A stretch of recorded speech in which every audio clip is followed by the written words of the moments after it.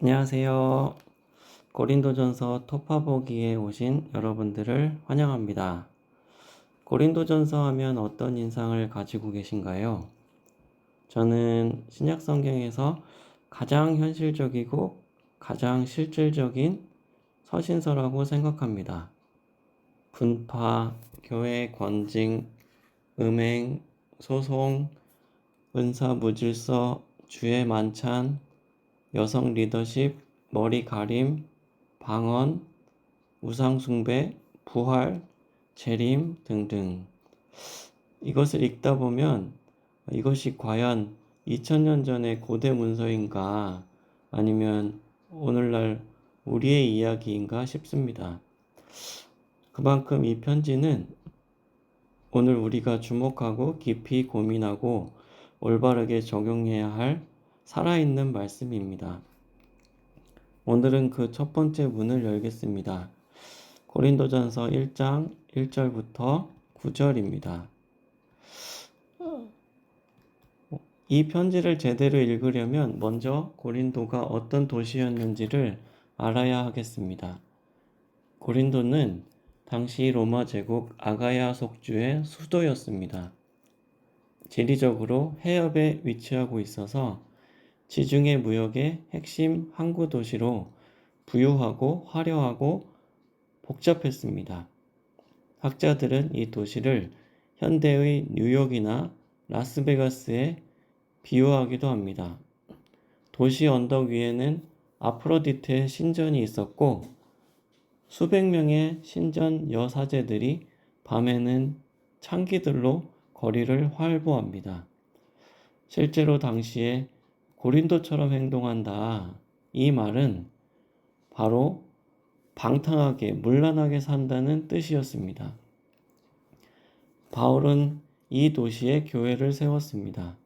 그런데 얼마 지나지 않아서 이 교회 안에 분열이 생겼고 음행이 묵인됐고 주의 만찬 자리에서 술에 취하고 성도들 간 소송하고 유력한 사람들이 교회에서 자신의 영향력을 뽐내는 등 다양한 문제가 발생했습니다.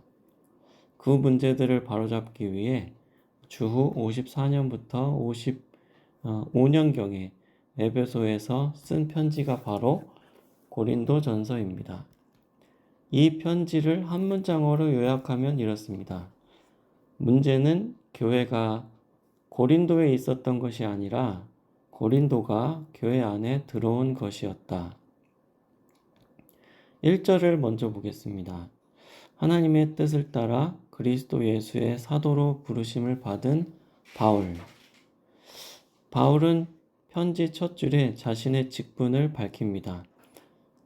이거는 단순한 자기소개가 아닙니다. 당시 고린도 교회 안에는 바울의 권위에 도전하는 사람들이 있었습니다. 나는 아볼로파다, 나는 게바파다 이러면서 사람을 중심으로 편을 가르는 사람들이었죠. 그래서 바울은 첫 문장부터 선언합니다. 나는 내 이름으로 온 것이 아니다. 하나님의 뜻으로 부르심을 받은 사도다. 사도, 헬라어로 아포스톨로스, 보냄을 받은 자라는 뜻입니다. 권위의 근거가 학벌도 경험도 인기도 아닙니다. 오직 하나님의 직접적인 위임입니다. 이 편지는 바울 개인의 생각이 아니라 처음부터 끝까지 하나님의 말씀이라는 선언이 첫 줄에 담겨 있습니다. 2절 말씀을 보시면 바울은 수신자를 소개하면서 세 가지 표현을 사용합니다. 첫째, 그리스도 안에서 거룩하여지고, 헬라어 원문을 보면 헤기아스 메노이스, 완료 수동태입니다. 완료 수동태라는 것은 하나님이 과거 구원의 시점에 이미 행하셨고 그 결과가 지금도 지속되고 있다는 뜻입니다. 내가 열심히 노력해서 거룩해지는 것이 아닙니다. 하나님이 나를 거룩하게 해 주셨습니다. 신학적으로 이것을 신분적 성화라고 할 수 있습니다. 도덕적 상태가 아니라 법적 신분입니다. 결혼의 비유를 하자면 이렇습니다. 결혼 생활의 질이 어떻든 법적으로, 신분적으로는 기혼 상태가 된 것입니다. 마찬가지로 우리는 신앙생활이 들쑥날쑥 하더라도 그리스도 안에서 하나님의 법정에서 이미 거룩하여졌다고 선언받은 존재입니다. 문제가 많은 고린도 교회도 이 신분을 가지고 있었습니다. 이것이 은혜의 역설입니다. 둘째, 성도라 부르심을 받은 자들.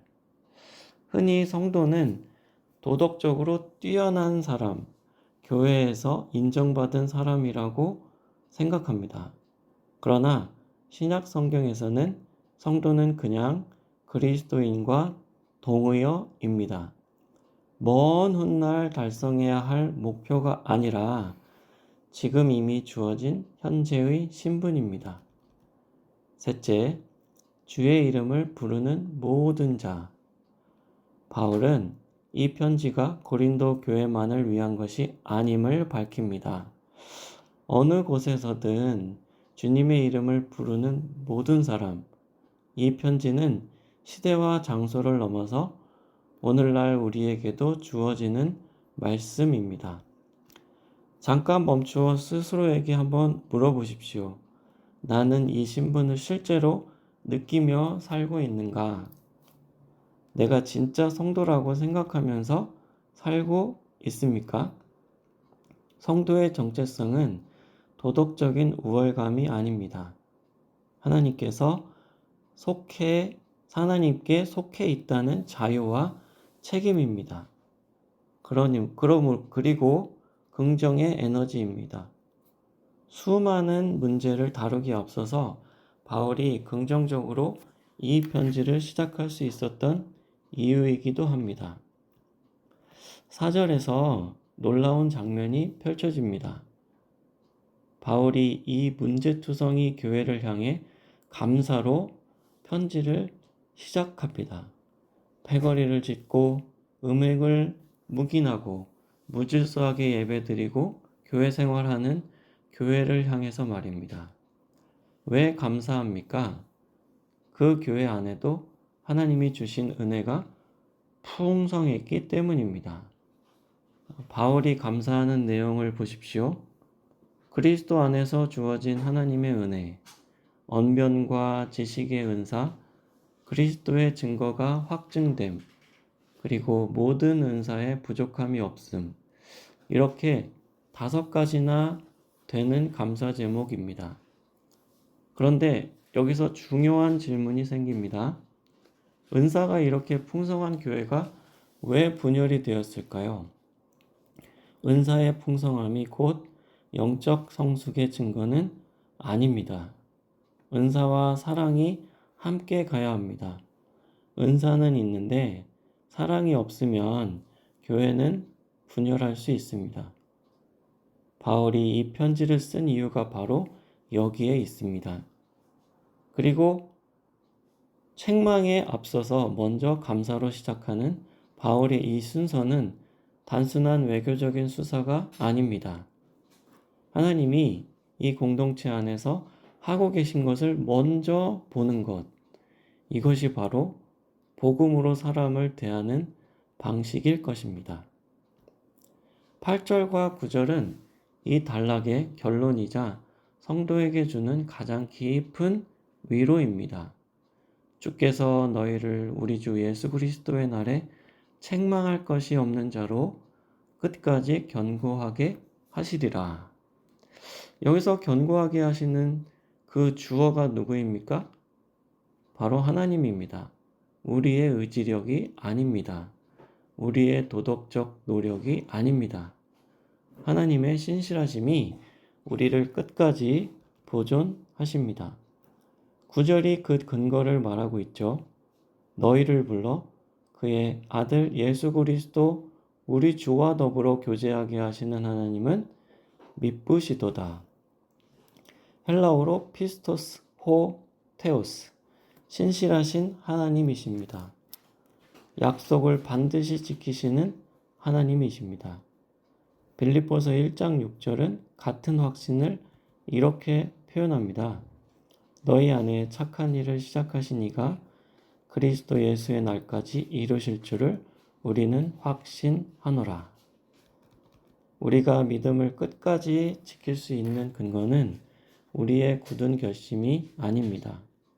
우리를 부르신 하나님이 신실하시다는 사실, 그분이 시작하신 일을 반드시 완성하실 것이라는 사실, 그것이 성도의 모든 확신의 근거입니다. 자, 7절 말씀을 보겠습니다.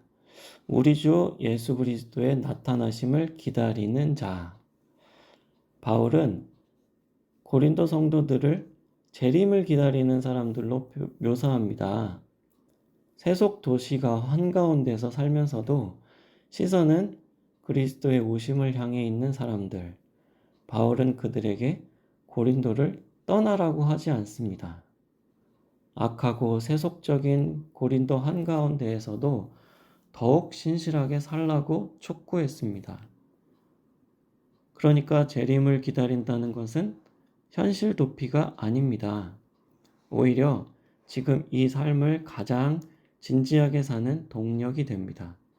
내가 돈을 어떻게 쓰는지, 시간을 어떻게 사용하는지, 관계를 어떻게 맺는지, 이 모든 일상이 주님 앞에 서는 나를 의식하면, 그리고 기다리면 달라집니다. 재림의 소망이 살아있을 때 성도는 외부의 압력이 아니라 내면의 동력으로 거룩을 향해 나아갈 수 있습니다. 자, 오늘 본문을 한 문장으로 정리해 보겠습니다. 나의 성도됨은 내가 이룬 것이 아니라 하나님이 부르시고 거룩하게 하시고 끝까지 보존하시는 은혜의 선물이다. 우리의 정체성을 흔드는 것들이 참 많이 있습니다. 비교와 경쟁을 부추기는 문화, 성과로 모든 것을 평가하는 세계관, 그리고 날마다 마주치는 세속의 압력들. 그러나 우리의 정체성은 그 어느 것에도 근거하지 않습니다. 신실하신 하나님께서 우리를 그의 아들의 교제 안으로 부르셨습니다. 그것으로 충분합니다. 이 교제를 충분히 누리시는 성도님이 되시길 바라겠습니다. 감사합니다.